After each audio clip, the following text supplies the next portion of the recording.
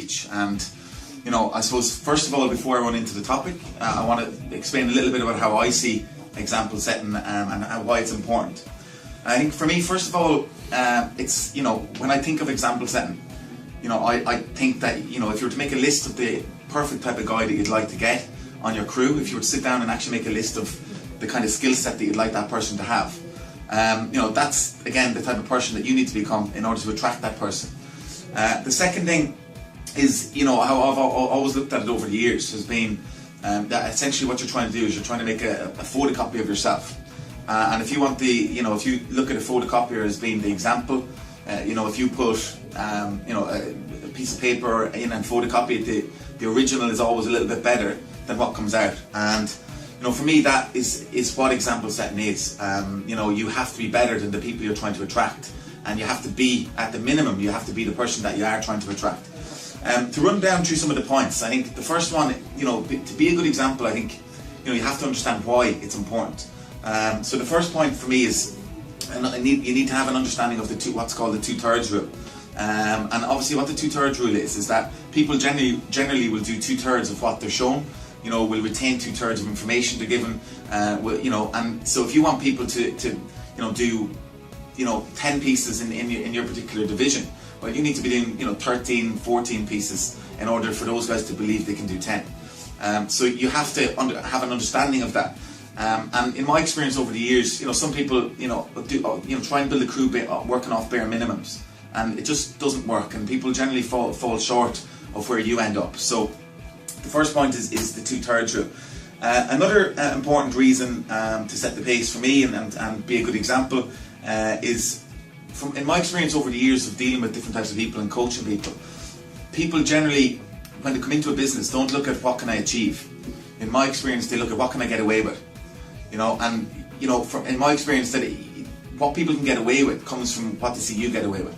So if your timekeeping is not 100% up to scratch, your crew's timekeeping won't be up to 100% up to scratch. If you're not hitting your goals, your crew don't hit their goals. And for me, I suppose I'm always very aware that people are looking at what can I get away with here, because that's how the average person looks at things. So what they can get away with, is determined by you. Another important fact on example setting, and how I've again always looked at it, has been that I look at somebody that I'm trying to coach as being like a sponge. And the unfortunate thing about a sponge is that it takes in the good stuff and it takes in the bad stuff as well. It doesn't differentiate between what it lets in. And so for me, in somebody's first week and beyond that first week, I'm very careful with what example I'm letting them see and what they're seeing, and it's really, really important. And that's how I look at it. And when I'm building my, when I was building my crew and developing a crew of people, for me, I'm always very aware that the new person is looking at me going, do I need to be on time here? Do I need to be practicing in prime time? Do I need to be role playing? And again, do I need to be taking notes? And they get all that from the leader and from the person who's working with them. The other reason for me in regards, example setting is that, from my point of view, it eliminates excuses. And when I've ever looked at, crews that are full of excuses, or crews that are full of, cultures that are not good and aren't good foundations to build on, generally it comes from the actual leader, the person that's at the front, building that crew. The number one, the easiest way to build a crew is do what you expect your people to do. So it's a much easier crew to run if you're doing what you want your people to do. For me then, how you set the right example, there's lots of areas, and I think even if somebody's brand new in the business, it's not something that you need to learn. Example setting for me is a topic that if you ask somebody on their first day to sit down and make a list of what would be a good type of person in any company, they'd make that list and they'd get it accurate. For me, the difficult thing about example setting is the fact that it's the tougher choice to do. Every day that you come in, you've got an option to do things right or wrong, and that is the challenge. And the difficult thing is keeping that focus and keeping that standard of example, at the level that will allow you to achieve here. So for me, I've just made it into a few simple points in regards, what will be the example setting that I'll be looking at.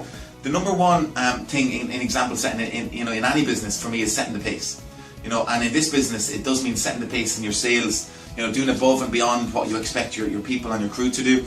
You know, and if I, you know, my goal when I was on the field was my goal was to make sure that I was always pushing to break a PB, you know, pushing to break a daily PB, pushing to break a weekly PB, and always looking to better myself and always competing against myself. And sometimes you'll see people that, you know, want to get promoted, but what kind of ends up happening is that they take the pace they should have from other people in the office.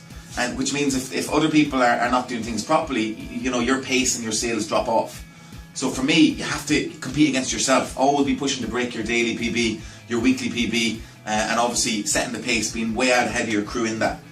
The next one, which kind of coincides with that, is that you have to make sure that you're hitting your goals. You know, on a Monday morning, when you say what you're going to achieve for that week, it's vital that you do whatever it takes to hit that goal, because, you know, your people are watching. And, you know, an average person within this business that says, well, next week's another week. Well, if you want to be taken seriously, you can't have that attitude. You can't have the attitude that, you know, next week is another week. I missed my goal this week, but, you know, next week we'll get it hit.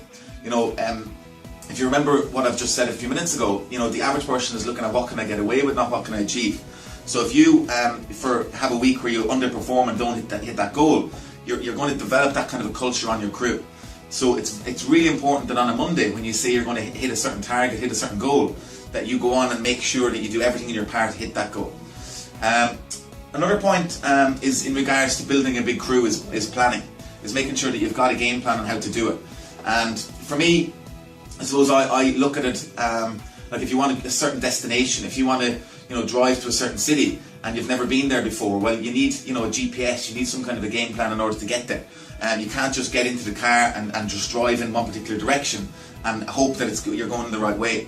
So with me, in my opinion, with example setting, you need to make sure that you sit down with experienced people and create this game plan of what you're going to achieve and when you're going to achieve it. So having a daily plan, having a weekly plan, having a monthly plan, you know, is really important. And same as, you know, driving a car, that you may take, you know, a wrong turn at certain points, but if you don't have a plan, you don't know you've taken a wrong turn. So you need a plan so that when you take the wrong turn, you can turn and obviously get back onto the correct route again. And for me, one of the last points, and I suppose something that separates our business from you know, other businesses is the networking ability. The fact that you can, you know, you've got all these people around you, you know, in the office you're in, you've got people, you know, in the same city you're in, same country you're in, or around the world that you can network with. So you've got people that you can cheat and you know, bypass and, you know, make sure that you're not making mistakes. And from my view, you know, I remember when I was new, I remember, you know, thinking that it was okay to make mistakes and you learn from mistakes, but there's plenty of people in the business that have already made the mistakes. And so for me, the best thing you can do is network. You know, as you move into a new stage within your journey to get promoted, that you speak to people in advance that have been at that stage. You find out what kind of mistakes they've made. You find out how to become better. You know, and for me, the program, you know, is a business development program. You know, and it's a program where, you know, the key to it is that you develop and that you won't be an expert in each area. So you know, for me, you just need to practice, you know, over and over and over, and practice your example, and, you know, try and be the best person you can be. You know, something I used to do on the field, you know, when I was building my career, I used to imagine, would I do anything different if my owner was out watching me today, or if my you know, owner partner or my manager was out watching me today.